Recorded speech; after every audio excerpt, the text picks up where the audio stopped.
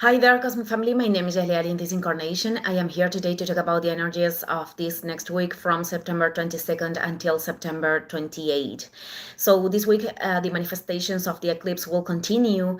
There are many people presenting symptoms. I talked about this in the video of the eclipse, I think, because this is very related to Virgo, but we are going to see that this week the energies are going to change. And those symptoms, they are going to have different functions. For some people, this is about making emotional repairs. For others, it is about impulsing them to rest when they are not aware of what their body needs. Putting also light over some imbalances in the mental, emotional plane or in the decisions that we need to make. So that will continue. In fact, we are going to feel that the eclipse season is coming to a closure, towards the next full moon. Okay, this transit, this is the one that I am going to talk the most because it is present the whole week and it is a very intense one. I am talking about that on September 22nd, Mars enters Scorpio, and it is doing so in a square with Pluto retrograde in Aquarius.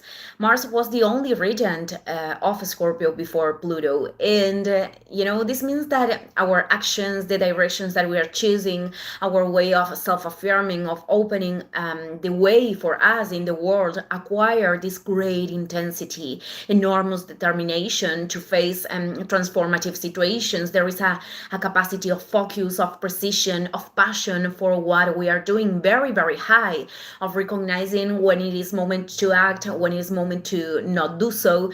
But as every aspect, this depends on how aware we are of our own intentions and impulses, because the Scorpion energy has also their low pulsions. I think this is the word in English.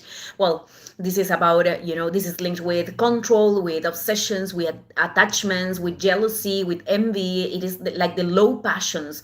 Mars in Scorpio could impulse. It is not Mars, it is the transit that is showing us the kind of desires that are impulsed towards situations that could be destructive for oneself or for other people. Also could activate like old resentments, the desire of revenge. It is one of the shadows of Mars in Scorpio.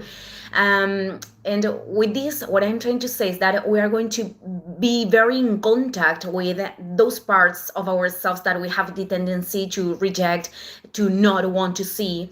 And because it is in a square with Pluto retrograde in Aquarius, which is the other regent of Scorpio, the more disposition that we have to observe without judgment, to understand what our emotions are communicating, anger, fear, we have there the door of transmutation. Because if we repress that, that is going to find ways of expression, whether this is in unconscious actions or in external sins that life is bringing us to, to turn us aware. So it is attention that puts in evidence like manipulations, dynamics of manipulations in relationships, whether this is because we are exercising them or because we are allowing them, or dynamics in groups or communities that don't smell good, that aren't contributing and that we cannot sustain anymore. As I was saying, if these shadows are not integrated and we don't bring light to them, there is going to be a tendency to project. And with Pluto and Aquarius, it happens a lot. It could be these violent projections in social media that, we see very often, but this could be increased during this transit. So Pluto and Mars in Scorpio have this tendency to go to the extremes. This is black and this is white. And of course, there are circumstances in life that we really need to choose and that we cannot coexist with something that is not part of the integrity of the soul. I put this as an example in the video in Spanish today. if I am working in a place where I personally, I'm not stealing to other people, but I realize I connect with information that there are other people that are doing so. So the business is working towards that and causing damage to others. I cannot keep participating of something like that. I cannot keep investing my energy in something that is not contributing with others.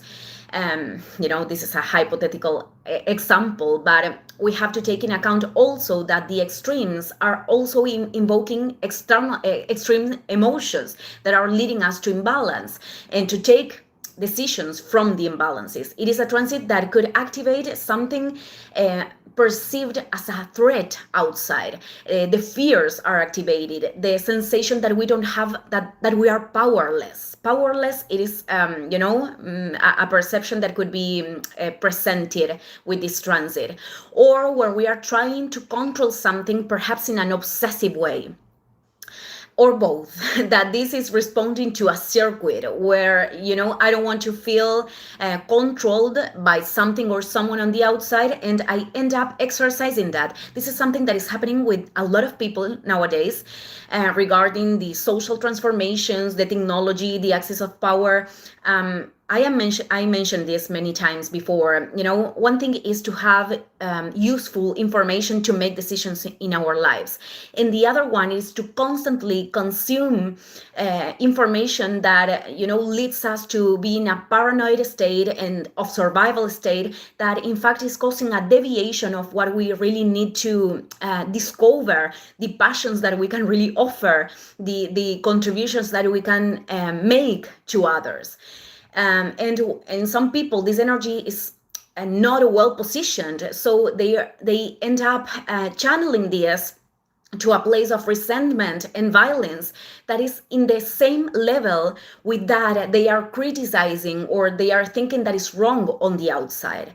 So even though we know that in our corrupt social structures, there are happening many things, and they are falling, in fact.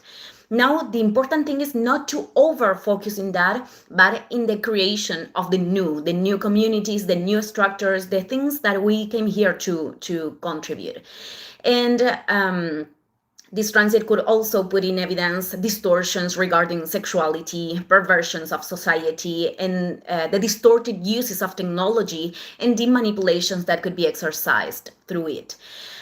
So the key, it is to center ourselves in what we can do in the regulation of our inner side, of our emotions, in the face of situations, the decisions, and letting go of everything that we cannot control right now, depositing this high intense energy in what leads us to move forward, to growth, and therefore that is also contributing with the growth of other people. Okay, this September 22nd, we have the equinox of spring here in the South Node and autumn in the North Hemisphere. So the sun in Libra enters in Libra, and it gives almost the exact configuration of the eclipse. This opens a cycle of three months until the next solstice. There is an opportunity to bring consciousness, which is the sun, to what needs to be reequilibrated. Rebalanced. Sorry, I don't think I don't know if that the other word exists. So both in relationships, as I was explaining with the entrance of Mercury in Libra the other day, as in other areas of life in which there could be aspects that are not working to sustain that balance and that they need to change, but also the aspects of ourselves that are contributing with beauty and harmony in our relationships and projects. So with the opposition with Neptune retrograde in Aries that is going to be perfected right now that the sun is entering Libra, this could be linked with letting go of the resistance to to see a situation with the filter of our expectations or idealizations. It is not about seeing a situation as we want, but to accept what it is. Could be about understanding that inner balance implies a rendition to a choice, to let go of a relationship that cannot give anything more, anything else. and to open up to other connections, or to leave behind a construction, because the sun is still in opposition with Saturn, that is not part of the direction of our soul to walk forth to what is for oneself. And the trines that the sun is making, because it is connecting with Uranus retrograde in Gemini and Pluto retrograde in Aquarius, these are, linked with this openness to new people, to new groups, and to revolutionary and transformative ideas for our lives that can really lead us to grow in the next months, and to establish, like, I don't know the word right now, but to innovate in the ways that we are relating to other people, much more authentic and aligned with who we are at the present moment after all the changes that we have gone through. Okay, I'm going to end this video here. I will expand on this week. Thank you, everyone. See you in the next one. Ciao, ciao.